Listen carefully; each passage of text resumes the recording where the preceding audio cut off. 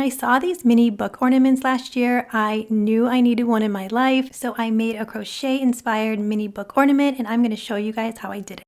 What I used to make the book was this double-sided foam tape that I got from Michael's. It's 1 inch wide and it's about 2 millimeters thick. So I also grabbed some scissors, and then I got these plastic disc ornaments that open up. Also from Michael's, they came in a thing about 25 ornaments.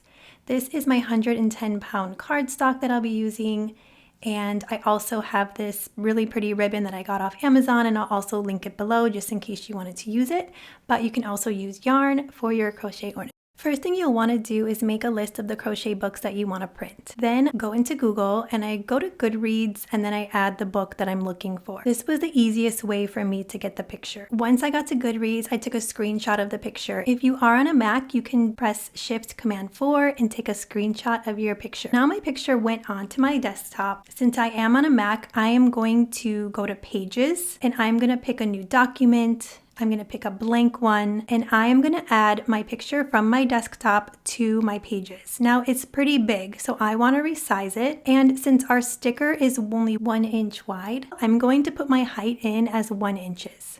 I'm going to continue with my next book, take the screenshot, I'm going to resize it, and then I'm going to line them all up like this. You can highlight all of your books, press Command-C, then Command-V to make a copy of that line because you'll want 2 of the same books. Once you have all the books that you're looking for, you're going to print. So now here I printed up all of my crochet books, and now I'm just going to cut them out into strips.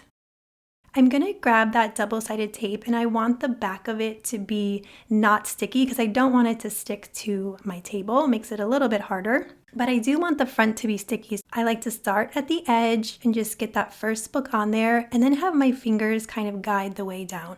If this is too difficult, go ahead and cut your books to about three books in a row, and that'll make it a little bit easier. Once you have all your books secure, you're going to want to cut that off just to make it a little bit easier, and then take off the back of the other side. Because this is for me and I'm not super picky, I am going to attach it kind of opposite. And I'll show you here, it's not going to be the same side.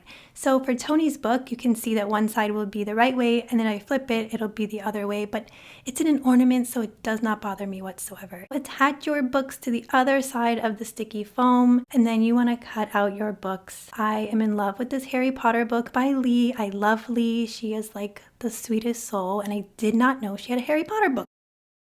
Here are all the books cut out. One thing I do want to mention is when I did my books that I read through the year, they are a lot thinner than the crochet books. I wanted it to be a height of 1 inches because I didn't want to fuss with cutting down the foam tape, but they are a lot wider than the ornaments. You can see here I can't get the book inside the ornament. So to get past this, all you're going to do is trim down your book. And I'm sorry, Claire, for trimming your book. I will not cut you off, but I did need to trim quite a bit. Some books were wider than others, so some I had to really cut down, but some just a little bit to fit inside. So once you get all your books trimmed, you can place them in your ornament and then you'll be good to go. Once you have your top on, you can add some yarn for a hanger. Here is our adorable book ornament.